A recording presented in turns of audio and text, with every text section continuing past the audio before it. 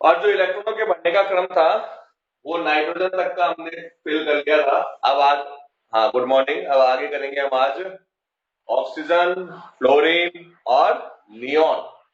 ठीक है, oxygen, fluorine और नियोन के अंदर किस तरह से आणविक कक्षकों में इलेक्ट्रॉन भरते रहेंगे उसको हम देखेंगे आज की क्लास के अंदर। ठीक है, तो देखो सबसे पहले अपन डायग्राम बनाए इसका आणविक कक्षक सिद्धांत का।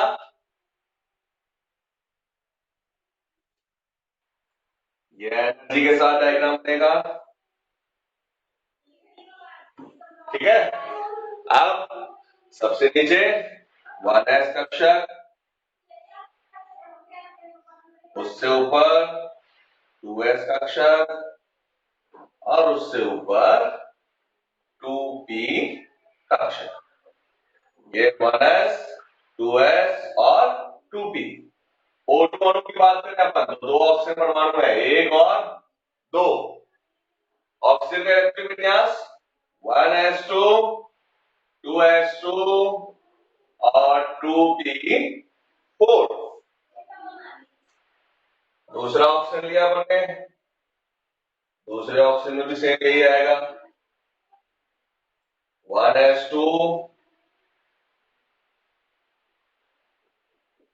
2s2 और ये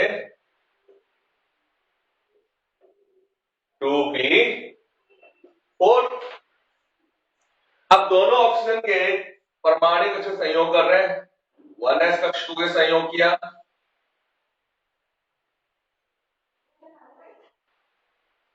तो ये बन गया बंधी आणविक कक्षक और ये प्रतिबंधी आणविक कक्षक।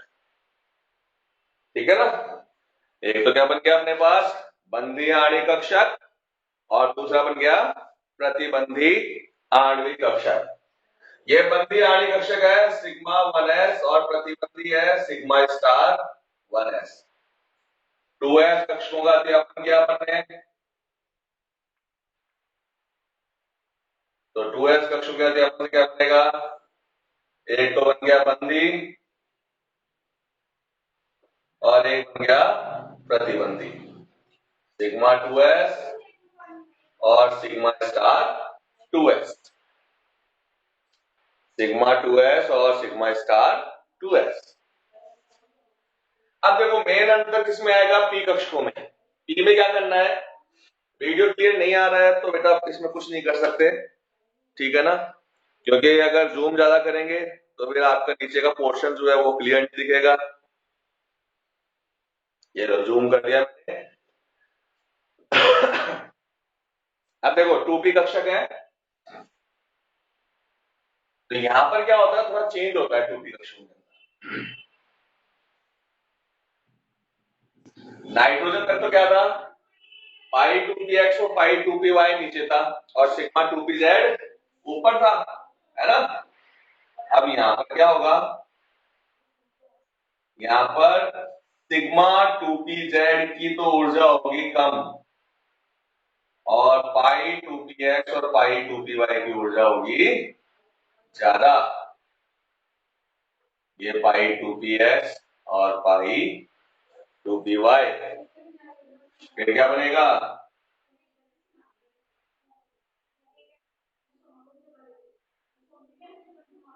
Pi star 2px pi star 2py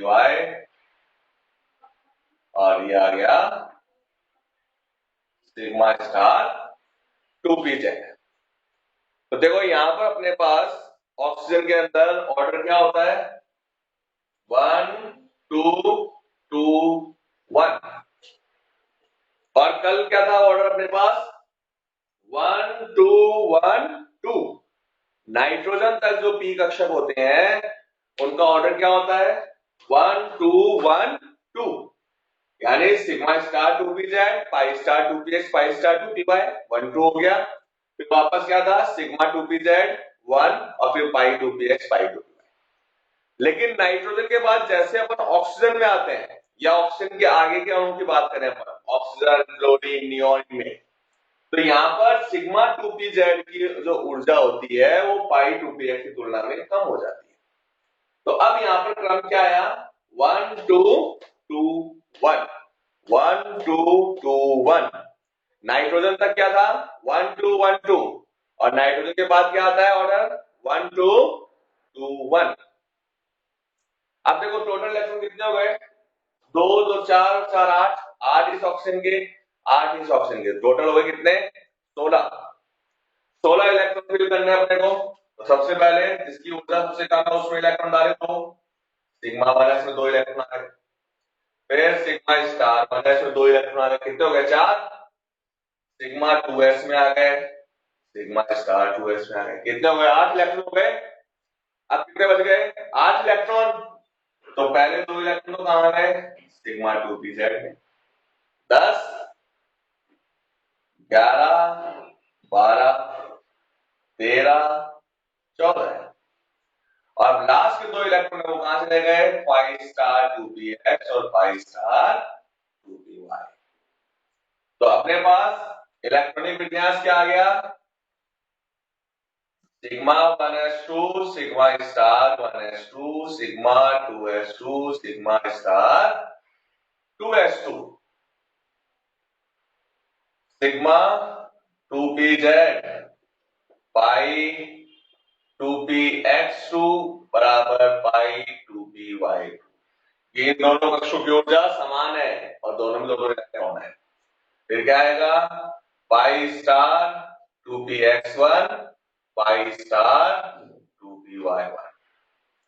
तो ये O2 अणु का इलेक्ट्रॉनिक विन्यास है। देखो संयोजकता बंध सिद्धांत जो था उसके आधार पर हम कभी भी ये नहीं समझा सकते कि डाई ऑक्सीजन जो होता है, O2 अणु जो होता है वो अनुचुंबकीय होता है। क्यों, क्योंकि O2 अणु कैसे बनाते हैं अपन, ये ऑक्सीजन है, इसके पास 2 एयुग्मित इलेक्ट्रॉन है, दूसरे ऑक्सीजन के पास 2 एयुग्मित इलेक्ट्रॉन है, दोनों एक एक इलेक्ट्रॉन का साझा कर लिया है, तो ये तो द्विबंध बन गया, और 2 एकाकी इलेक्ट्रॉन इसके पास है, 2 एकाकी इलेक्ट्रॉन इसके पास है। तो संयोजकता बंध सिद्धांत के आधार बात करें तो ऑक्सीजन के पास कोई भी अयुग्मित इलेक्ट्रॉन नहीं है, सारे युग्मन के रूप में है। तो इस आधार पर डाई ऑक्सीजन के चुंबकीय प्रकृति की व्याख्या संयोजकता बंध सिद्धांत से नहीं की जा सकती, लेकिन आणविक कक्षक सिद्धांत के आधार पर कर सकते हैं। कैसे, तो आणविक कक्षक सिद्धांत क्या कहता है कि डाई ऑक्सीजन जो है वो अनुचुंबकीय है। क्यों है अनुचुंबकीय है, क्योंकि उसमें 2 अयुग्मित इलेक्ट्रॉन उपस्थित होते हैं, इसमें पाई स्टार 2px और पाई स्टार 2py। ठीक है ना, तो यहां पर लिखना अपने को कि डाई ऑक्सीजन जो है वो कैसा होता है, अनुचुंबकीय होता है। क्यों होता है, क्योंकि इसके पाई स्टार 2px और पाई स्टार 2py, इनको अपन क्या बोलते हैं, प्रतिबंधी आणविक कक्षक। प्रतिबंधी आणविक कक्षकों में अयुग्मित इलेक्ट्रॉन होते हैं, इसलिए ये कैसा होता है, अनुचुंबकीय होता है। ठीक है, तो डाई ऑक्सीजन अनुचुंबकीय, इसका रीजन क्या है, क्योंकि इसके प्रतिबंधी आणविक कक्षकों में अयुग्मित इलेक्ट्रॉन उपस्थित।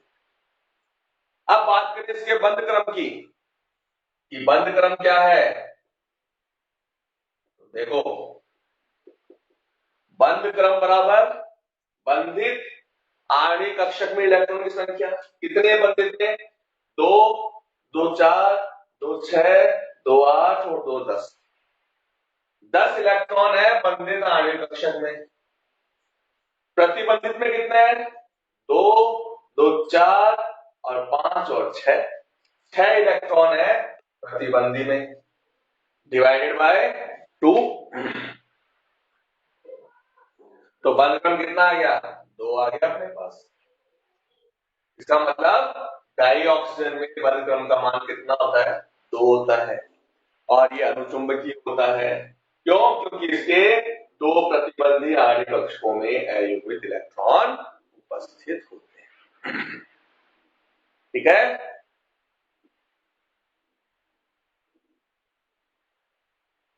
ये बन गया O2 अणु का। और रीजनिंग क्वेश्चन बनता है वो बता ही दिया मैंने यहाँ पर कि डाई ऑक्सीजन जो होता है वो अनुचुंबकीय होता है। क्यों? लास्ट क्लास में हमने कहा था डाई नाइट्रोजन कमरे के ताप पर अक्रिय होता है। क्यों होता है अक्रिय? तो उसका कारण बता दिया था।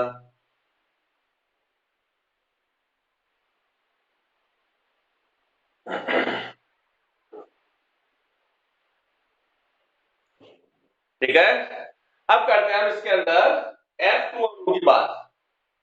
तो देखो बेटा, जैसे ही F2 आएगा तो F2 के अंदर इलेक्ट्रॉनिक विन्यास क्या हो जाएगा? 1s2 2s2 और 2p5। यहां भी क्या होगा? 1s2 2s2 and 2p5। अब टोटल इलेक्ट्रॉन कितने हो गए? यहां पर भी 9 है, यहां 9 है, तो टोटल 18 हो गए। 16 इलेक्ट्रॉन पर बच चुके पहले से। अब भाई कितने बचे? 2 इलेक्ट्रॉन। वो कहां गए? इसमें युग्मित हो गए।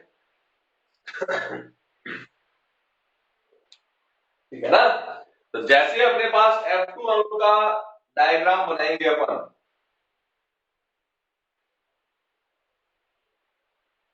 तो अब F2 अणु के अंदर इलेक्ट्रॉनिक विन्यास क्या हो गया?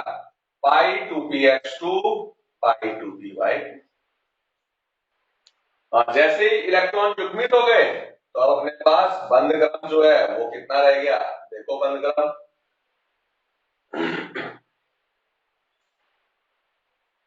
बंध क्रम बंधित इलेक्ट्रॉन 2 2 4 2 6 और 2 8 और 2 10, और प्रतिबंधी 2 2 4 और 4 8। 10 माइनस 8 बटा 2 बराबर। तो F2 अणु का बंध क्रम 1 होता है और ये कैसा होता है? प्रतिचुंबकीय होता है।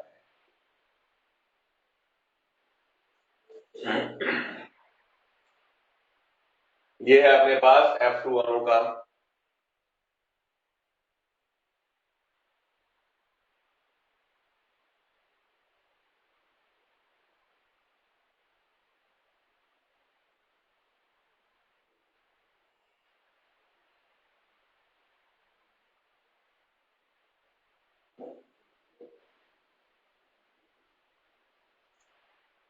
अब देखो F2 के बाद में नियोन, और जैसे ही नियोन आएगा Ne2 तो इलेक्ट्रॉनिक विन्यास क्या हो जाएगा? 2p6 2p6। 10 और 10 20 इलेक्ट्रॉन हो गए। 18 तो यहाँ पर है ही, बाकी 2 और भर दो, यहाँ पर हो गया 20। तो इलेक्ट्रॉनिक विन्यास हो गया pi star 2px pi star 2py और सिग्मा स्टार 2pz। इसमें भी 2 इलेक्ट्रॉन आ गए। बंध क्रम 10 तो बंधी है, 10 प्रतिबंधी है, इसका मतलब 0 हो गया।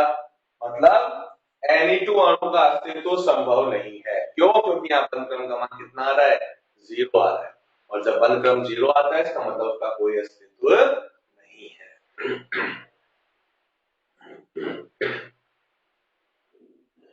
ठीक है, तो ये तो हो गया अपने पास नियोन अणु का सिंपल कक्षक का विन्यास हो गया।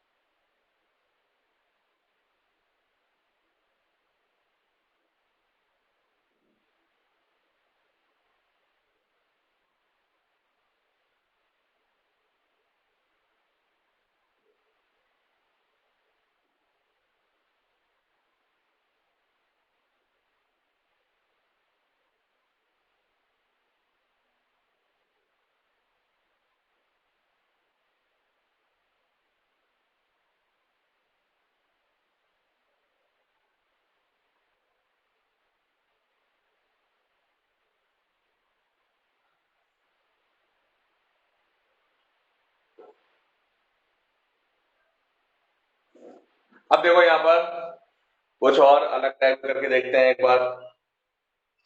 मान लो अपने पास आयन का इलेक्ट्रॉनिक विन्यास निकालना हो। आयन कैसे लिख दिया, O2 प्लस। अब O2 प्लस है, इसका मतलब ये एक तरफ तो ऑक्सीजन है और एक तरफ ऑक्सीजन आयन है, धनावेशित आयन। ठीक है। अब देखो ऑक्सीजन जो होता है उसके अंदर तो इलेक्ट्रॉन कितने हैं, 8 इलेक्ट्रॉन है उसके तो, और उसमें प्लस चार्ज का मतलब उसने एक इलेक्ट्रॉन का त्याग कर दिया, तो उसके पास कितने इलेक्ट्रॉन जाएंगे, 7। तो देखो ये एक ऑक्सीजन जो है वो तो नॉर्मल ऑक्सीजन है, तो उसका तो इलेक्ट्रिक विन्यास क्या होगा, 2p4। और दूसरा जो ऑक्सीजन है वो धनावेश के रूप में है, तो उसके पास से एक इलेक्ट्रॉन बाहर निकल गया, तो क्या रह गया, 2p3। O प्लस में एक इलेक्ट्रॉन बाहर निकल गया, तो जो इलेक्ट्रॉन विन्यास 2p4 होता है उससे क्या रहेगा, 2p3, और यहां पर क्या रहेगा, 2p4। ठीक है। अब टोटल इलेक्ट्रॉन कितने हो गए भाई, देखो 4 और 4 8, 8 और 7 कितने हो गए, 15। 15 इलेक्ट्रॉन बढ़ने अपने को। तो 15 इलेक्ट्रॉन कैसे बनेंगे अपना, देखो 2 2 4 2 6 2 8 2 10 2 12 2 14, 14 इलेक्ट्रॉन तो अपन ने भर दिया ऐसे कैसे। फिर क्या आएगा, एक इलेक्ट्रॉन 15 16, और फिर ये क्या हो गया, 17। हो गए 17 इलेक्ट्रॉन। देखो जो प्रतिबंधी आणविक कक्षक है उसमें एक प्रतिबंधी आणविक कक्षक तो युग्मित होगा और एक के पास केवल एक इलेक्ट्रॉन होगा। यानी अपन लिख दें पाई स्टार 2px2 और pi star 2py1, sigma star 2pz0। बल क्रम देखो इसका कितना है बल क्रम, अब बंदी इलेक्ट्रॉन कितने थे, 10। प्रतिबंधी कितने हैं, 2 2 4 और 3 7। तो कितना आ गया, 2 2 4 2 6 2 8 और 2 10, 10 तो ये हो गए। और प्रतिबंधी के कितने हो गए भाई, 2 2 4 5 6 और 1 7। ठीक है। तो ये आ गया अपने पास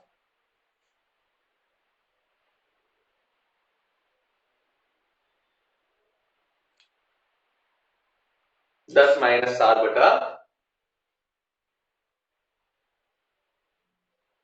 सॉरी O2 प्लस है, तो अपने पास गलती कर दी मैंने इलेक्ट्रॉन की, है ना।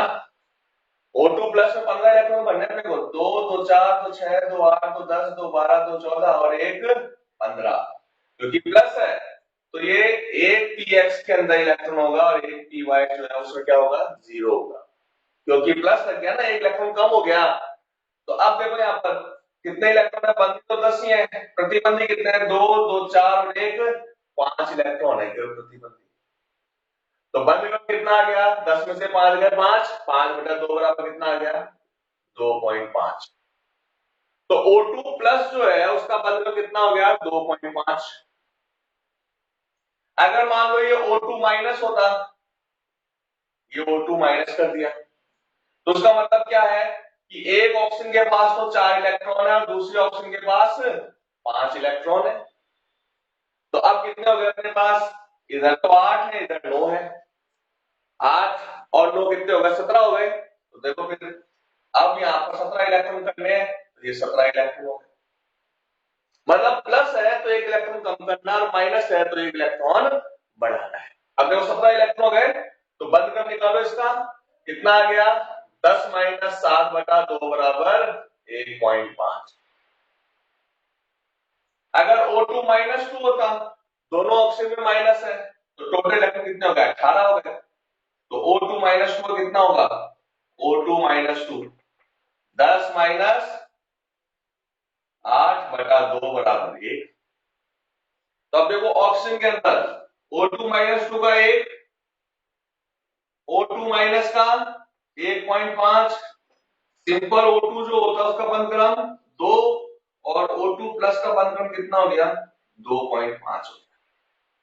तो इनमें सबसे ज्यादा स्थायी कौन सा होगा, O2 प्लस, क्योंकि बंधक्रम 2.5 है। तो बंध क्रम के आधार पर स्थायित्व निकाल सकता है, कोई भी आयन है उसका बंध क्रम निकाला जा सकता है, उसका इलेक्ट्रॉनिक विन्यास निकाल सकता है। धनावेशित हो तो एक इलेक्ट्रॉन कम कर देना है, ऋणावेशित हो तो एक इलेक्ट्रॉन बढ़ा देना है। तो ये हो गया आणविक कक्षक कंप्लीट।